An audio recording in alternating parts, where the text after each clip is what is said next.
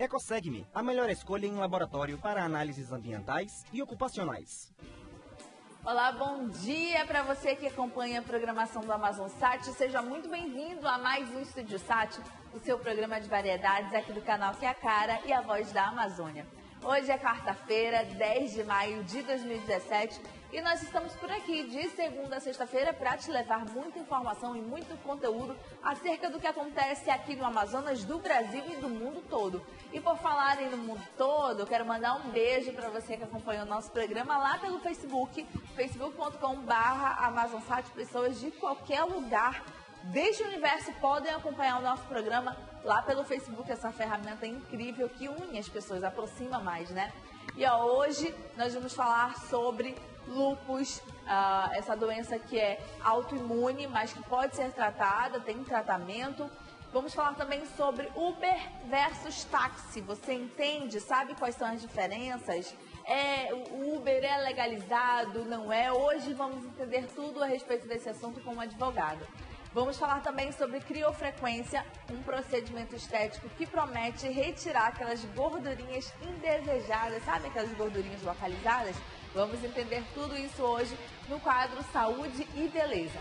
E agora a gente vai começar a falar sobre o lúpus, né? Essa doença que, apesar de ser uma doença autoimune, tem tratamento. A doutora Rosana Barros, ela é reumatologista, está aqui conosco para falar sobre esse assunto, tirar todas as nossas dúvidas a respeito do lúpus. Doutora Rosana, seja muito bem-vinda ao nosso programa.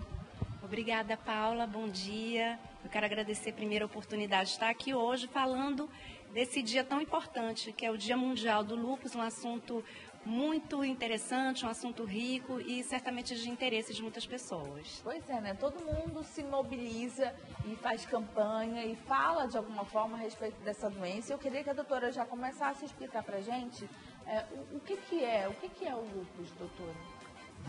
O lúpus, existem dois tipos de lúpus, né? O lúpus cutâneo, que é uma doença mais amena, mais limitada à pele, né? Manifestações de pele.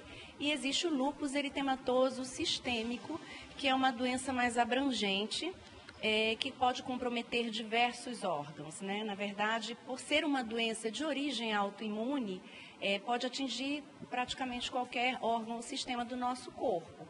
Então, é uma doença crônica, inflamatória, em que o nosso próprio sistema de defesa, por isso ele é autoimune, nosso sistema imunológico ele existe para nos defender contra agentes externos, bactérias, vírus, proteínas estranhas, e normalmente ele não ataca os próprios componentes do corpo, porque ele reconhece como próprio. Então, no lúpus existe uma desregulação desse mecanismo e o nosso sistema imune passa a não reconhecer mais como próprio os nossos próprios tecidos e começa a haver a formação de anticorpos, uma mobilização de células, de substâncias e formação de anticorpos no sentido de atacar nossos órgãos, né? E isso pode acontecer em vários segmentos, em vários órgãos e por isso tem uma manifestação bastante diferenciada, bastante heterogênea, né, de um paciente para outro. Esses dois tipos de lúpus, doutor, o que a senhora falou primeiramente, lúpus cutâneo, são aquelas manchinhas avermelhadas na pele, né? E qual o nome desse segundo tipo de lúpus? Lúpus eritematoso sistêmico. Que atinge ali os órgãos, inclusive a pele. Esse então é o mais grave.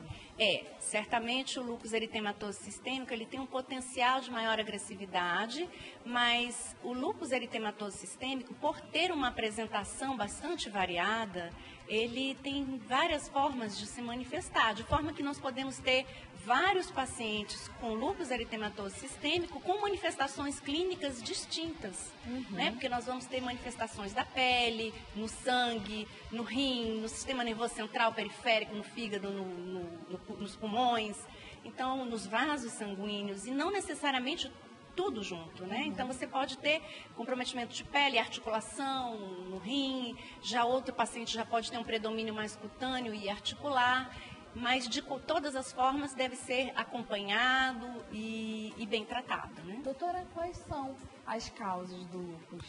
Pois não é uma causa única, o lúpus tem uma etiologia multifatorial.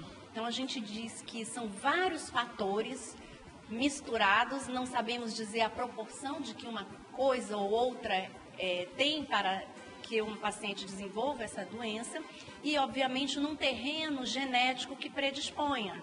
Então, nós vamos ter as questões externas, como fatores ambientais, exposição à irradiação ultravioleta. Então, a luz do sol, ela tem potencial de poder desenvolver isso, mas não isoladamente. Fatores externos como vírus e outros agentes infecciosos, especialmente vírus. Alguns vírus, eles são bem conhecidos como ter um potencial de funcionar como gatilho para o desenvolvimento da doença.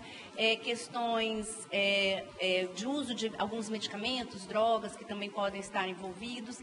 Questões próprias do paciente com fatores hormonais, daí essa predominância do lúpus em pacientes do sexo feminino, né? A questão do estrogênio, dos hormônios femininos. Fatores imunológicos que têm essa promoção de autoanticorpos e, é claro, que um terreno genético favorável. Então, não basta um desses fatores, mas fatores diversos para o desenvolvimento da doença. Então, não basta só ter um exame positivo, isso não significa doença. Entendi. Você falou sobre a predominância da doença, mas em mulheres, né? Se apresenta ali na faixa de qual idade? Bom, a predominância da ocorrência da doença é no sexo feminino, bem mais do que nos homens, né? Numa proporção que chega a ser 9 mulheres para um homem. Especialmente na fase reprodutiva da mulher. Então, nós vamos observar principalmente entre os 14 e 15 anos, na puberdade, até a fase reprodutiva, aquela fase mais fértil da mulher, até uns 35, 40, 45 anos no máximo. No entanto, nós vamos ter lúpus eritematoso sistêmico em qualquer fase da vida. Essa é a fase de maior incidência. Nós temos na criança, o lúpus juvenil, ele existe, nós temos vários pacientes criança. É mais raro abaixo dos 5 anos, mas pode acontecer. E também numa fase pós-menopausa na mulher e também pode ocorrer no homem, mas é mais raro. Eu li também que em pessoas asiáticas e negras, é verdade? É mais comum nos afrodescendentes, né? E asiáticos. E aí, doutora, quais são os sintomas? E não posso esquecer de fazer uma outra pergunta também. Pode ser hereditário o lúpus? Bom, vamos começar sobre a hereditariedade, que tem a ver com uma preocupação muito comum, inclusive pacientes com lúpus. As pessoas perguntam, né? Eu tenho, minha filha vai ter, meus filhos, etc. Existe sim uma questão da hereditariedade. Você sabe que filhos e irmãos gêmeos, né? Tem uma maior incidência, mas isso isoladamente não é um fator determinante, fique bem claro, né? Como nós falamos, não basta só a questão da hereditariedade. Certamente há uma tendência maior entre familiares mais próximos, mas não é o fator único que possa desencadear a doença. Com relação à outra pergunta? Sintomas. A sintomatologia, bom. Então, tem uma manifestação muito variada, nós vamos ter manifestações na pele, essas são muito comuns, inclusive, e são caracteristicamente associadas à exposição solar, né, à irradiação ultravioleta. Então, nós vamos ter manifestações cutâneas, geralmente eritematosas, manchas avermelhadas, lesões ulceradas, escamativas, mas principalmente avermelhadas, nas áreas de exposição solar. Então, é muito característico da doença o eritema na região malar, que é chamada em asa de borboleta, que pega a região malar e a região nasal. Tanto que nas representações da doença nós vemos sempre a imagem de uma borboleta, porque tem o formato de uma borboleta, né? Essa região malar. Então, é bem característica. Geralmente poupa o suco nasolabial e é mais proeminente nessas regiões. E nas áreas de exposição, como o colo, os membros superiores, essas lesões, elas são bem características, que indicam a fotossensibilidade, quer dizer, a sensibilidade da pele à irradiação solar. Nossa, a gente se preocupa tanto com essa irradiação solar. A gente leva muito para o lado do câncer de pele. Passa protetor por causa do câncer de pele. E fora que tem várias outras doenças, além do câncer de pele e do lúpus, que podem ser também por conta de você tomar sol nos horários impróprios, indevidos, né, doutora?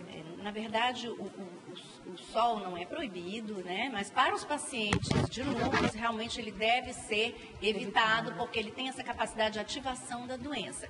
Mas a gente vai ter manifestações também de queda de cabelo, alopécia, úlceras na boca, na cavidade oral, especialmente no palato, que é o céu da boca, fenômeno de Renault, que é uma coloração arroxeada nos dedos, dedos, lesões ulceradas nas extremidades, bolhas, então é muito variado, mas essas da fotossensibilidade são muito comuns. Manifestações no sangue, então nós temos anticorpos contra células do sangue, né? Então, anemia, que é por destruição das hemácias, leucócitos, que são as células de defesa baixa, linfócitos baixos, plaquetas baixas, né? Então, pode haver destruição de plaquetas, sangramentos, manifestações hemorrágicas, como equimoses, hematomas, sangramentos espontâneos, manifestações renais, o sistema, o aparelho urinário, especialmente o rim, é uma manifestação mais grave. Nós podemos ter intensidades variadas de comprometimento no rim, de lesões mais leves a lesões bem mais graves, com risco de perda do rim e hemodiálise. Nossa.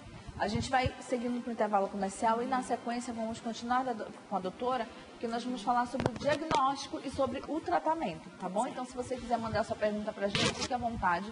O nosso número é o 929-8111-4512. Já voltamos.